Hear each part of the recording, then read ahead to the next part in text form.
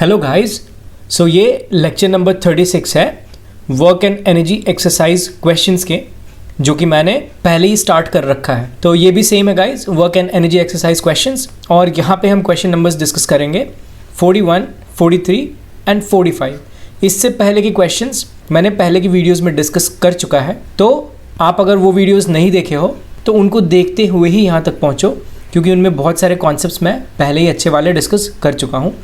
तो चलो गाइज, ये वीडियो को स्टार्ट करते हैं। So this is basically question number 1 of this video and कुछ ऐसा कह रहा है ये क्वेश्चन कि a block of mass 5 kg is suspended from the end of a vertical spring. Suppose करो I have this vertical spring, ऐसा कुछ, और ये ब्लॉक ऑफ मास 5 kg है जो उस स्प्रिंग से सस्पेंडेड है, which is stretched by 10 centimetre under the load of the block. तो ऑब्वियसली ये ब्लॉक की जो वेट है वो 5g होगी और वो वेट ऐसे नीचे लगेगी, ये हमें पता है 5g। और इस वेट के कारण क्या होगा कि ये स्प्रिंग थोड़ा स्ट्रेच होगा, ऐसा मान लो यहाँ तक आ जाएगा ये ब्लॉक। तो यहाँ से ये जो नेचुरल लेंथ है, ये बेसिकली नेचुरल लेंथ है स्प्रिंग की, और यहाँ से वो थोड़ा स्ट्रेच होगा ऐसे। तो ये जो स्ट्रेच हुआ that is given as 10 centimeter, और मैं इसको लिख सकता हूँ 0.1 meters under the load of the block. ये ब्लॉक के लोड के कारण ऐसा हुआ। तो यहाँ पे अगर मैं इसको फर्दर सॉल्व करूँ तो ये नीचे 5g फोर्स है जो कि इसका वेट है, बट इस वेट को बैलेंस कौन कर रहा है, क्योंकि अब ये ब्लॉक जो है वो स्टैटिक है, तो उसको बैलेंस कौन कर रहा है? वेल, कोई और नहीं बल्कि ये स्प्रिंग फोर्स जो कि kx है, according to the Hooke's law, मैंने बताया था पहले ही। तो ये 5g is equal to kx होगा।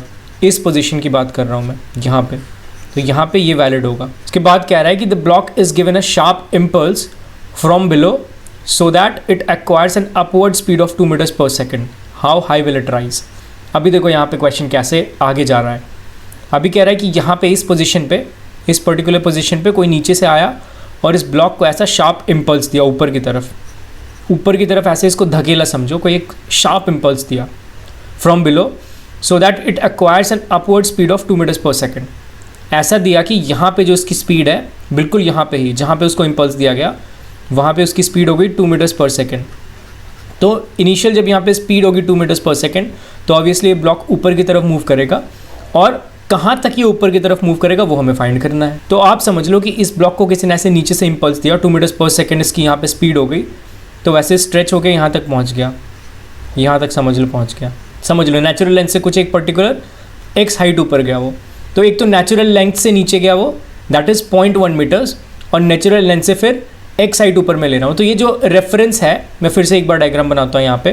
तो कुछ ऐसा सिचुएशन है, यहाँ पे किसी ने इम्पल्स दिया इस ब्लॉक को, और उस इम्पल्स के कारण यहाँ पे जो वेलोसिटी हुई वो 2 meters per second हुई, और इस वेलोसिटी के कारण वो ऊपर गया ब्लॉक, और ऐसे सबसे पहले तो अपने नेचुरल लेंथ पे पहुँचा, जो कि कितना ऊपर है? 0.1 मीटर्स ऊपर है, वो गिवन है क्वेश्चन में। उसके बाद भी वो रुका नहीं, और वो थोड़ा और x डिस्टेंस ऊपर गया। तो सपोज़ करो हम ऐसा ले रहे हैं कि यहाँ तक राइज़ किया ये ब्लॉक। अगर यहाँ पे आप इनिशियली मानो कि ये बेसिकली 0 मीटर्स है, तो यहाँ से कितना मीटर्स ऊपर तक गया, ये क्वेश्चन है। कितना मीटर्स गया? Well, x plus of 0.1 meters गया।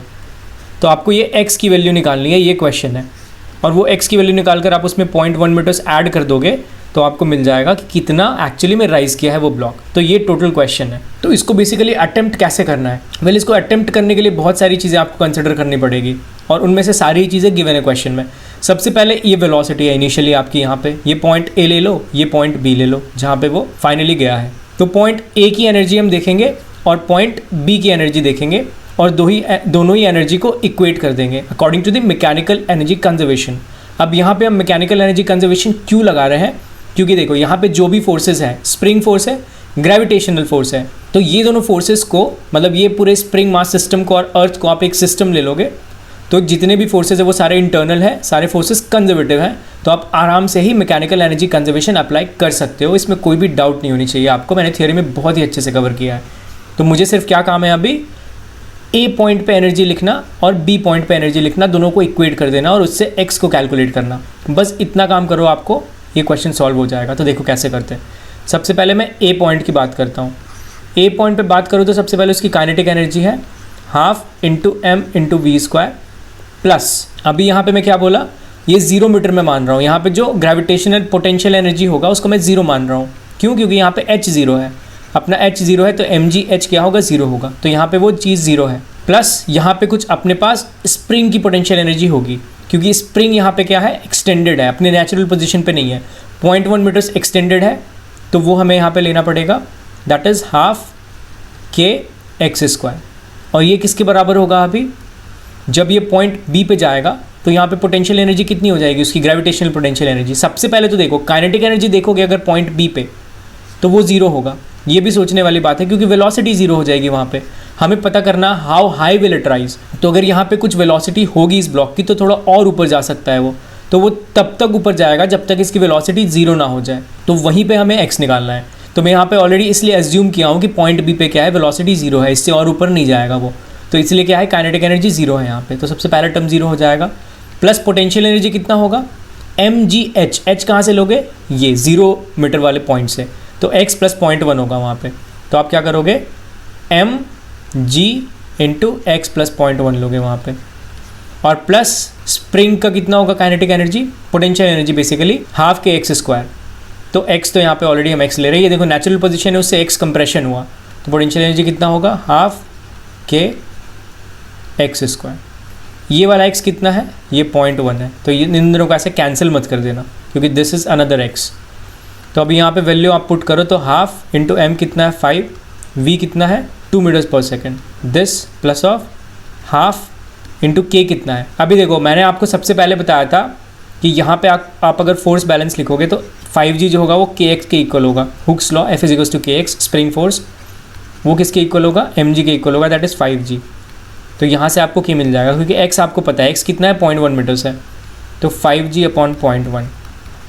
अभी ये 10 गिवन है जी, तो आप यहाँ से डायरेक्ट ऐसे लिख सकते हो 50 इंटू 10 दैट इज़ 500 न्यूटन पर मीटर, ये डायरेक्ट आपका k आ गया। तो यहाँ से आप k डायरेक्ट यहाँ पे पुट कर दो, हाफ k कितना है 500, x square means 0.1 square, that is equals to mgh, m कितना है 5g और h कितना है 0.1 प्लस हाफ k अगेन कितना है 500 इंटू एक्स स्क्वायर। ये x आपको फाइंड करना है। सबसे पहले इसको और सॉल्व करो आप, 5 टाइम्स 2 इज़ 10 प्लस 0.01, ये 2 0 कैंसिल आउट हो जाएगा, this is what 5 upon 2 that is equals to 50x plus of 5, ये देखो 50 है, 10 और 0.1 कैंसिल आउट हो जाएगा, plus half into 500 into x square, ये हो जाएगा। अभी आप 2 से थ्रू आउट मल्टीप्लाई कर दो, this will be 20 plus 5 that is equals to 100x plus of again this is 10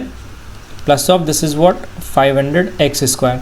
उसको वापस से यहाँ पे लिखो 25 that is equals to 100x plus of 10 plus of 500x square.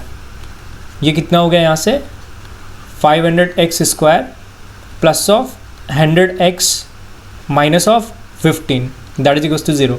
ये क्वाड्रेटिक इक्वेशन आ गई आपके पास इसको सॉल्व करने के बाद। अब इसको क्वाड्रेटिक इक्वेशन को आपको सॉल्व करना है, अगर हम श्रद्धाचार्यस फॉर्मूला यूज़ कर सकते हैं, जो कि क्या है minus b plus minus under root of determinant that is b square minus of 4ac upon 2a। ये आपको पता होना चाहिए। A b c, this is a basically, this is b and this is c. तो यहाँ से आप अगर पुट करोगे तो minus of b that is minus of 100 plus minus of under root of b square, b is this 100 that is 100 square minus of 4ac। अभी सी देखो minus है तो यहाँ पे प्लस हो जाएगा, 4 into a is 500 into c is 15 upon 2a that is 1000। तो यहाँ से दो टर्म्स बेसिकली निकलेंगे, दो वैल्यूज़ ऑफ x निकलेगी। एक देखो ये भी माइनस है, ये भी माइनस है, तो एक x का वैल्यू जो होगा वो नेगेटिव होगा और एक x का वैल्यू जो होगा पॉजिटिव होगा। तो हमें सिर्फ पॉजिटिव वैल्यू को कंसिडर करना है, क्योंकि नेगेटिव वैल्यू ऑफ x ऐसे यहाँ पे हम पहले ही डायरेक्शन को मद्देनजर रख चुके हैं, तो यहाँ पे डायरेक्शन के बारे में आपको केयर नहीं करना है, इसलिए नेगेटिव को आप नेग्लेक्ट कर दो, x पॉजिटिव को लो। तो यहाँ से जब आप कैलकुलेट करोगे x को तो वो आएगा 0.1 meters again that is 10 centimetres.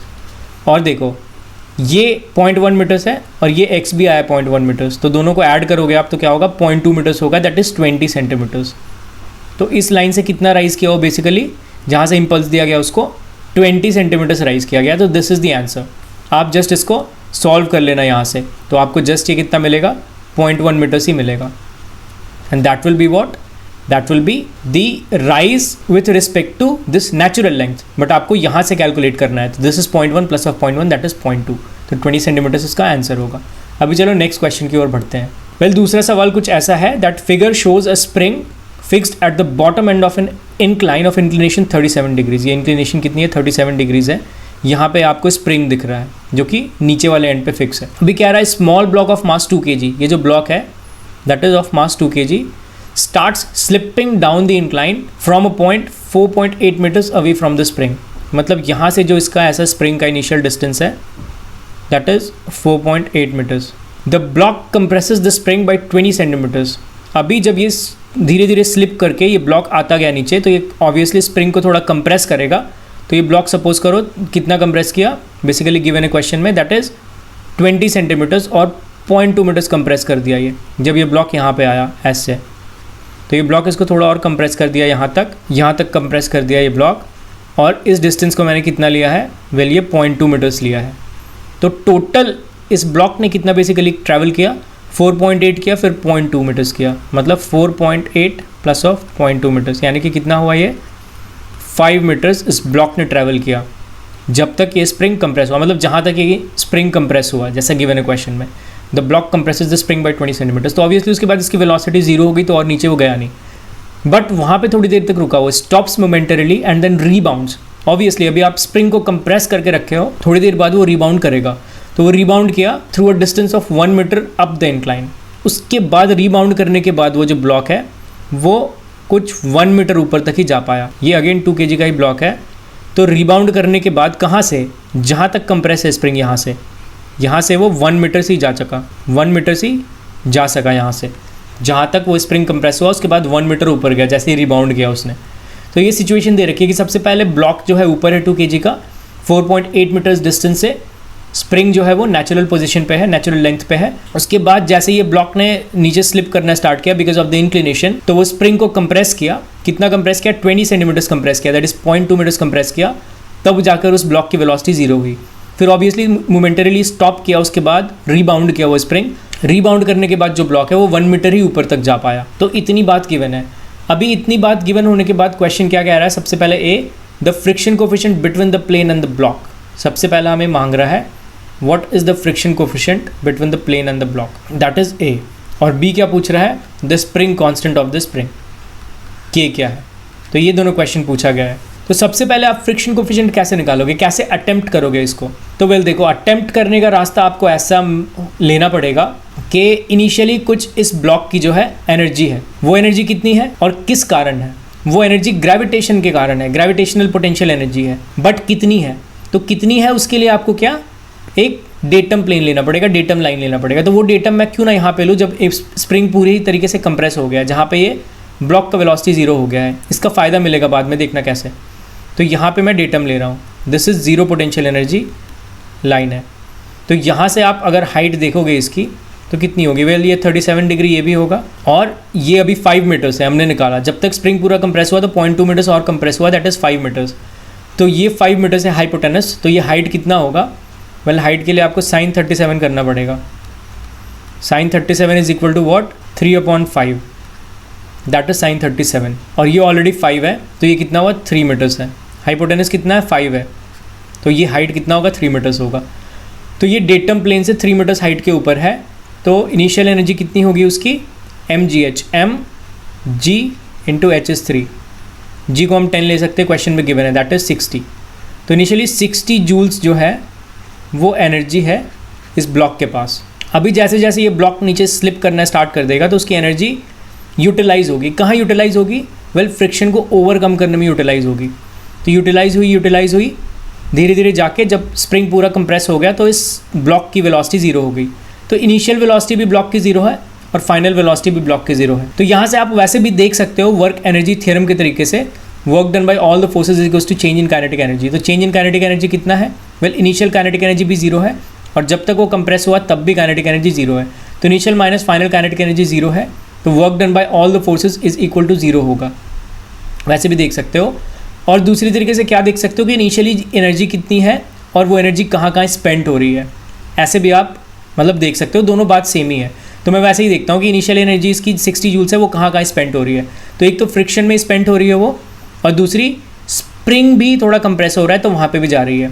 तो पहला केस तो ऐसा ले लेता हूँ मैं कि 60 जूल्स इनिशियली है, that is equals to friction में जा रहा है वो, फ्रिक्शन का कितना होता है work done, mu m g x होता है, but mu into normal into x होता है। बेसिकली देखो फ्रिक्शन क्या है, फ्रिक्शन फोर्स जो है वो म्यू इंटू नॉर्मल है, और फोर्स इंटू डिस्टेंस करोगे आप तो वो आपको वर्क डन देगा।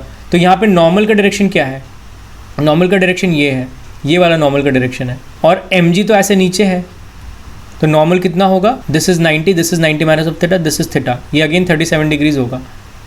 तो एम जी कॉस 37 यहाँ पे जो होगा वो होगा अपना normal, m g cos 37, cos 37 is 4/5। तो फ्रिक्शन के कारण आप ऐसे लिखोगे mu m g cos theta that is cos 37, m कितना है 2 है, जी इज 10 तो 20 इंटू 4/5 लिखता हूँ, मल्टीप्लाइड बाई एक्स। तो एक्स कितना होगा, जब तक स्प्रिंग कंप्रेस हो रहा है तो एक्स कितना हुआ ये हम निकाल चुके हैं 5 मीटर्स, तो 5 होगा।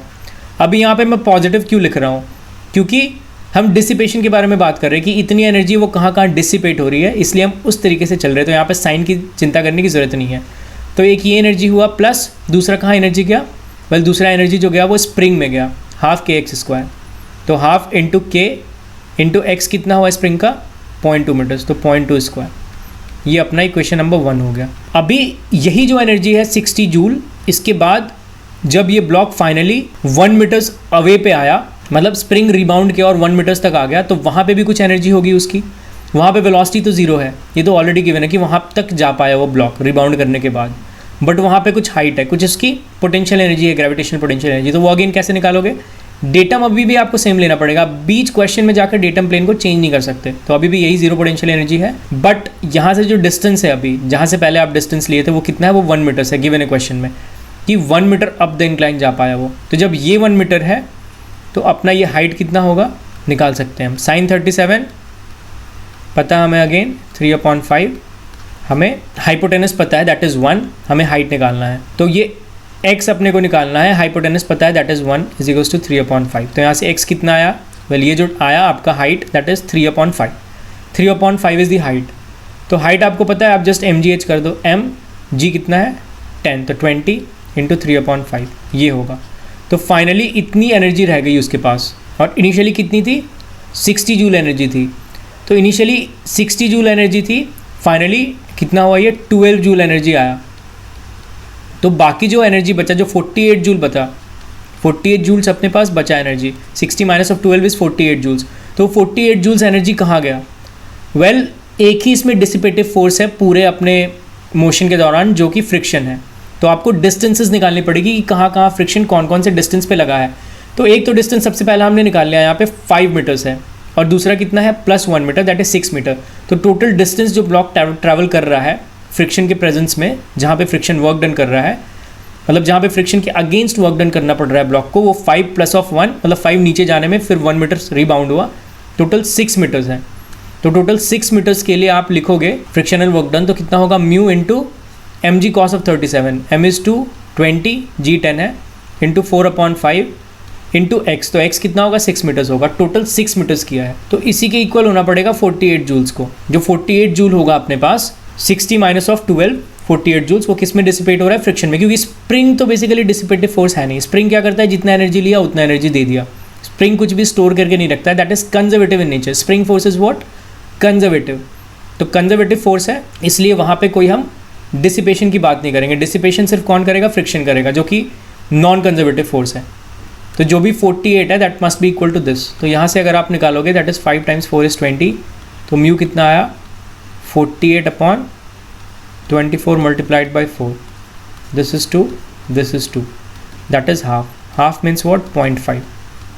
तो म्यू की वैल्यू जो है वो 0.5 आई अपने पास, जो पहला क्वेश्चन था अपना दिस म्यू, तो म्यू कितना हुआ 0.5 आया अपने पास, दिस इज द आंसर। और दूसरा के निकालना है, तो के आपको ये इक्वेशन 1 से निकाल लोगे, नाउ यू नो म्यू। तो ये इक्वेशन मैं फिर से लिखता हूँ, तो ये इक्वेशन मैंने फिर से लिखा, ये बेसिकली कहाँ से कहाँ तक का था, ये initial position of the block से लेकर जब तक स्प्रिंग कंप्रेस हो रहा है तब तक का था, मतलब पूरा जब तक स्प्रिंग कंप्रेस हुआ तब तक। तो यहाँ पे आप म्यू की वैल्यू डालो, अभी 0.5 है हमारे पास, और इसको सॉल्व करो, this is 4 multiplied by 16 multiplied by 5 plus of half multiplied by के मल्टीप्लाइड बाई 0.2 स्क्वायर।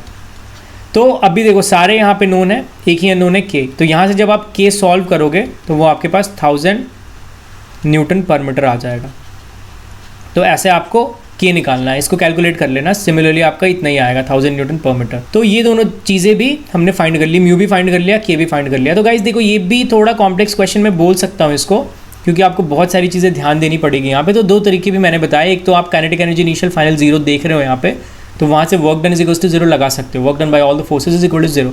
दूसरा मैंने डिसिपेशन के तरीके से किया कि इनिशियली इतना एनर्जी है, वो एनर्जी कहाँ कहाँ गया। इनिशियली 60 था, फाइनल देखा हमने 12 भी है, तो बाकी के जो एनर्जी बचे वो कहाँ गए।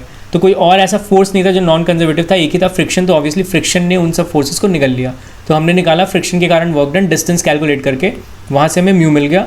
दूसरा हमने पहले इक्वेशन को, जब ये पॉइंट ए से ये पॉइंट मान लो बी तक गया, तो वहाँ से एक हमने एनर्जी की इक्वेशन लिखी, उस एनर्जी की इक्वेशन में म्यू को पुट किया, तो वहाँ से के निकल गया हमारे पास। तो ऐसे आप प्रोसीड करना गाइस। अब चलो नेक्स्ट क्वेश्चन की ओर बढ़ते हैं। तो नेक्स्ट क्वेश्चन कुछ ऐसा कह रहा है कि consider the situation shown in figure. मैं ऐसा दिख रहा है, initially the spring is unstretched, ये नेचुरल पोजिशन है स्प्रिंग की। This is what, this is the natural position of spring when the system is release from rest. यहाँ से इस नेचुरल पोजिशन से सिस्टम को क्या किया गया, रेस्ट से रिलीज किया गया। Assuming no friction in the pulley, find the maximum elongation of the spring। तो ये क्वेश्चन तो बहुत ही ईजी है गाइस, लेकिन आपको समझना होगा कि इस क्वेश्चन को अटेम्प्ट कैसे करना है, टैकल कैसे करना है इस क्वेश्चन को। जो स्प्रिंग कांस्टेंट है वो के है और मास को एम ले लो यहाँ पे। तो इनिशियल पोजीशन के बाद जैसे ही रेस्ट से छोड़ा जाएगा, तो इस ब्लॉक के नीचे ऐसे मास है, मतलब एम है, तो एम नीचे ऐसे वेट लगेगा, एम मास है, तो जिसके कारण क्या होगा कि ब्लॉक ऐसे नीचे मूव करेगा। और जब ये ब्लॉक बेसिकली नीचे मूव करेगा तो स्प्रिंग क्या होगा, ऊपर ऐसे स्ट्रेच होगा, ऐसे स्ट्रेच होगा ये स्प्रिंग स्ट्रेच होगा। तो क्या होगा, एक फोर्स आएगा ये पूरे स्ट्रिंग में, बट उस फोर्स से हमें लेना देना नहीं है। हम क्या करेंगे यहाँ पे, अगेन एनर्जी का यूज़ करेंगे। कैसे यूज़ करेंगे वो देखो। जब ये ब्लॉक ऐसे नीचे जाएगा, तो अगर आप इसको डेटम मानते हो, if this is your datum, मतलब पोटेंशियल एनर्जी 0 वाला डेटम है ये, तो यहाँ से अगर ब्लॉक नीचे जा रहा है तो उसकी पोटेंशियल एनर्जी लॉस होगी, और जितनी उसकी पोटेंशियल एनर्जी ऐसे लॉस होगी, वही बेसिकली ये पोटेंशियल एनर्जी जो स्प्रिंग है वो गेन करेगा स्ट्रेच होकर। तो इस चीज़ का हम यूज़ करेंगे कि एक जगह से एनर्जी लॉस हो रहा है तो दूसरी जगह से एनर्जी गेन हो रहा है, क्योंकि पूरी एनर्जी जो है इस सिस्टम की कंजर्व्ड है, क्योंकि कोई भी नॉन कंजर्वेटिव फोर्सेज यहाँ पे इन्वॉल्व नहीं है, सारे कंजर्वेटिव फोर्सेज इन्वॉल्व है। ग्रेविटेशनल फोर्स, ये स्प्रिंग फोर्स, सारे कंजर्वेटिव फोर्सेज हैं, तो कोई भी एनर्जी लॉस्ट नहीं हो रहा अपने पास। तो जितनी भी एनर्जी ये लूज़ करेगी ये ब्लॉक, कितनी लूज़ की, वेल मान लो h हाइट ऐसे नीचे आया ये, जस्ट सपोज, तो h हाइट अगर ये नीचे आया तो mgh होगा अपने पास, and that is equal to what, spring की जो है पोटेंशियल एनर्जी हाफ kx², ये होगा, ये अपने पास होगा। तो अभी एक और चीज़ देखो कि ये जो हाइट h में बोल रहा हूँ कि ये ब्लॉक नीचे आया, तो सिंस ये स्ट्रिंग देखो, जो स्ट्रिंग है वो सेम ही स्ट्रिंग है जो कि स्प्रिंग तक कनेक्टेड है, तो जब ये h हाइट ब्लॉक नीचे आएगा तो ऑब्वियसली यहाँ से h हाइट ही वो स्ट्रेच होगा। कौन, ये स्प्रिंग भी सेम ही हाइट स्ट्रेच होगा जब ये ब्लॉक h हाइट नीचे आएगी। अगर ये ब्लॉक h हाइट से ज़्यादा नीचे आए तो स्प्रिंग भी h हाइट से ज़्यादा स्ट्रेच होगा। तो यहाँ से आप समझ सकते हो क्योंकि सेम ही स्ट्रिंग से कनेक्टेड है, तो स्प्रिंग भी बेसिकली उतना ही स्ट्रेच करेगा जितना कि ये ब्लॉक नीचे आएगा। तो h और x बेसिकली सेम ही होगा, तो मैं mgh को mgx लिख सकता हूँ, that is equals to half kx²। यहाँ से एक x कैंसिल हो गया, कितना है अपने पास 2mg/k, that is equals to x। तो ये अपने पास आंसर हो गया। तो ये सवाल गाइस बहुत ही आसान था, बस आपको ये पता करना था कि कोई भी नॉन कंजर्वेटिव फोर्सेस इन्वॉल्व नहीं है, और दूसरी ये कि एक जितना नीचे जाएगा स्प्रिंग उतना ही स्ट्रेच होगा, क्योंकि सेम स्ट्रिंग से कनेक्टेड है। तो इसके कारण क्या होगा, आप जितनी पोटेंशियल एनर्जी लूज़ करेगा उतना ही ये पोटेंशियल एनर्जी गेन करेगा। मतलब ये ब्लॉक जो है जितने ग्रेविटेशनल पोटेंशियल एनर्जी लूज़ करेगा उतना ही ये स्प्रिंग पोटेंशियल एनर्जी गेन करेगा। इसलिए मैंने mgh को हाफ kx² लिखा, दोनों को इक्वेट किया और h को x के इक्वल किया, वहाँ से x कितना है 2mg/k। तो ये हो गया maximum elongation of the spring. तो ये 3 बेहतरीन क्वेश्चंस थे गाइज इस वीडियो के रिगार्डिंग, तीनों बहुत ही फ्रूटफुल कॉन्सेप्ट्स के साथ थे। इन तीनों क्वेश्चंस को बहुत ध्यान से देखना, कैसे मैंने बनाया है उसको भी ध्यान से देखना, पहले खुद से ट्राई करने की कोशिश करना, लेकिन उसके बाद भी अगर आपसे बन भी जाए, आंसर भी आ जाए, तो भी आप एक बार सोल्यूशन को ज़रूर देखना, क्योंकि बहुत ही अच्छे तरीके से मैंने सोल्यूशन डिस्कस किए हैं। और अगर आप इसको ध्यान से देखोगे तो आगे के क्वेश्चंस में हेल्प भी मिलेंगे आपको। इस टाइप के क्वेश्चंस आएंगे तो आप डेफिनेटली आपको हेल्प मिलेगा कि कैसे अटेम्प्ट करो, कैसे सोचो। नेक्स्ट वीडियोस में हम और भी अच्छे क्वेश्चंस के साथ आएंगे गाइस, आगे के क्वेश्चंस के साथ आएंगे, क्योंकि अभी HC वर्मा के एक्सरसाइज प्रॉब्लम्स काफ़ी रहते हैं, तो अभी मैं पूरी कंप्लीट करवाऊंगा उसको बीच बीच से वैसे ही क्वेश्चन सेलेक्ट करके, जैसा अभी तक करता आया हूँ मैं गाइस। तो तैयार रहना नेक्स्ट वीडियो के लिए गाइस, तब तक के लिए बाय एंड टेक केयर।